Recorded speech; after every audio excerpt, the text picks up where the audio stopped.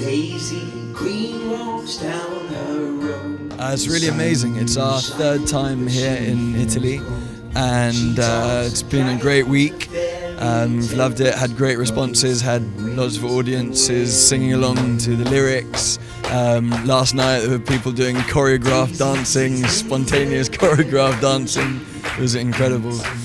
So yeah, it's been amazing. Yeah, the Italian reception has been fantastic. I mean, we obviously really enjoy playing in London where we're from, but I mean, to have the reception, to have people who know the music and seem to relate to the music and care about it in in Italy means a lot to us. So it's great. We are the people that found it today, fresh from the winter, spring generation. I guess there's kind of two main processes.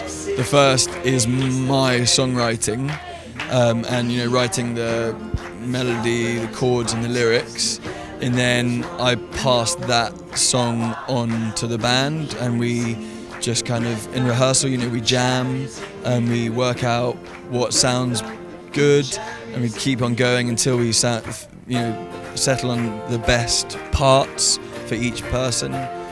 And then we play live a lot, play live all the time, just honing our sound, making sure that it's as good as it can possibly be.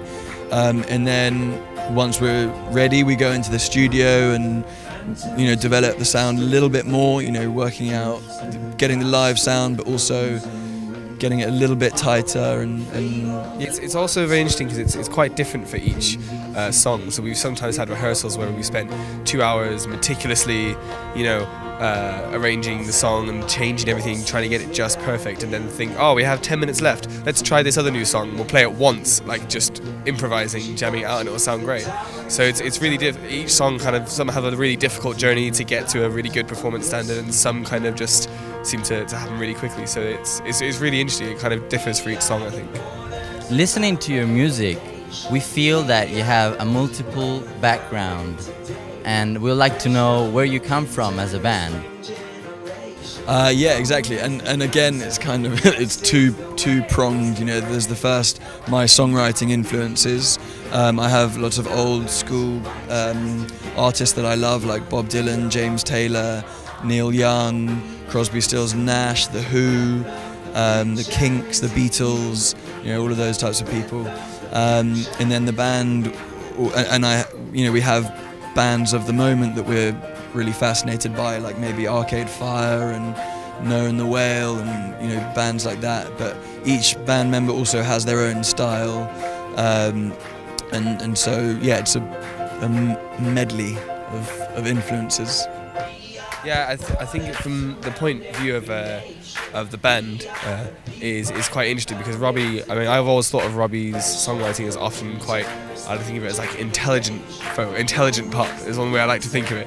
And I think it's nice because a lot of the band come from perhaps more backgrounds where we've been, spent a lot of time practicing and playing music, and I think it's nice because it brings it brings a sort of quite developed sound to the band, which I quite like. A kind of contrast between the simplicity and the catchiness of Robbie's music and the sort of full arrangements. The breath of the future is in you and me.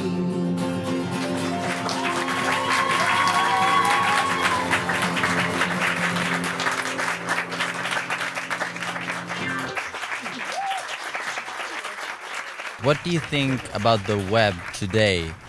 Music industry is based on the web a lot. What do you think about it? Is it helping you as a band?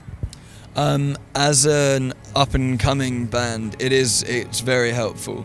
Facebook, social media and Twitter and YouTube are amazing ways to get your music out there, and also to build a fan base and build a community, and keep talking to your fans, and then show the labels the groundwork that you've done yourself, because that's what they're interested in. They're interested in seeing how much work you've done yourself and how many fans you've built up yourself. And it's great. I know obviously the cons are like illegal downloading, but illegal downloading has happened ever since music started. you know, and it's just so accessible, so easy to do. But still, you know, there are lots of people buying music, and whenever we go abroad, we sell CDs, and we sell CDs at home, and because people still do love that tangible thing. So when we're playing at gigs, and so yeah, the web's just a great way just to promote yourself. You know, you have to keep up with the times, and if that's where everyone is, then you have to be there, and you have to make a name for yourself. So I think the advantages greatly outweigh any potential disadvantages. On the street, it's an immediate reaction, and you know, you're face to face, and there's nothing that can replace that, really. You know, it's amazing. You know, sometimes people stand there for kind of hours, you know, just watching, and that's incredible. And yeah, I don't know, on the internet, you know, it's more distant, you know, and there's nothing can replace the immediacy of playing in front of someone and seeing their face. We play in a place called Portobello Market a lot of the time, and we have it's got basically a lot of tourists, a lot of people from different countries, and I think a lot of people who hear us there while they're you know, on holiday or they're visiting England, I think it often, from what we've heard back from them, it forms kind of part of the identity of their trip, and I think it's sort of, for some people, it kind of, I think their reaction is also interesting because I think Robbie's music is quite, his sort of heritage and the English heritage of musical heritage is quite evident in it. I think people have a strong connection to that when they hear it on the street, particularly if they're not from England. Is there any advice that you could give to the young players and the new bands starting this adventure? Yeah, I mean, you know, so as I said, practice, practice a lot, and put in the hours. You know, work, just work. Patience is a big one, and perseverance. So those are my 3 P's, I think. Practice, patience, and perseverance. You know, like, to just be really determined and just don't give up. And, you know, because people do, you know, close doors in your face sometimes, you know, at whatever level you are. But, you know, you just have to just keep going, basically. So yeah, I would say my biggest piece of advice is just to take every single opportunity that comes at you, no matter what it is. If someone offers you a tiny little gig in a pub to 10 people for no money, just when we started out, we took everything and we just played as much as we could in front of anyone, you know. And I think it's been so important, because sometimes the performances you're really looking forward to or that you planned for a long time, they maybe don't turn out quite how you expected, and sometimes someone can call you and offer you a gig the next night and you think, oh, we haven't perhaps prepared, but you just think, no, let's just do it, why not? And sometimes amazing performances, experiences, and new people that you meet can come from that. So I think the biggest piece of advice is just to do it as much as you can and just take every opportunity that you get.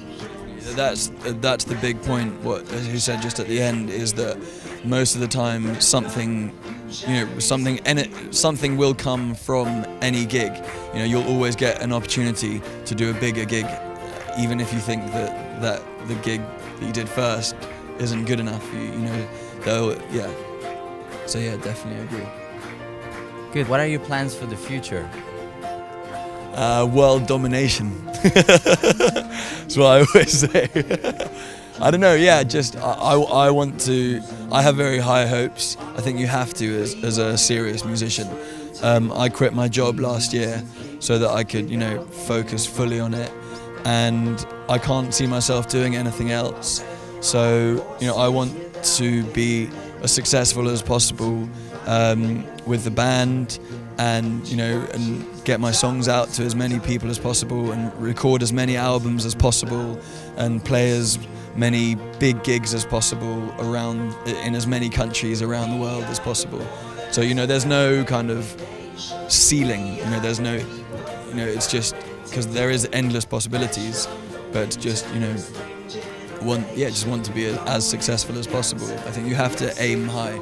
As long as we keep enjoying it as much as we're doing now, where we've had such an amazing time in the last few years, I think we try and look to the future and also sort of stay in the present and just think, because as long as we keep enjoying it as we are now, then we'll just keep doing it. Ciao, musicoff!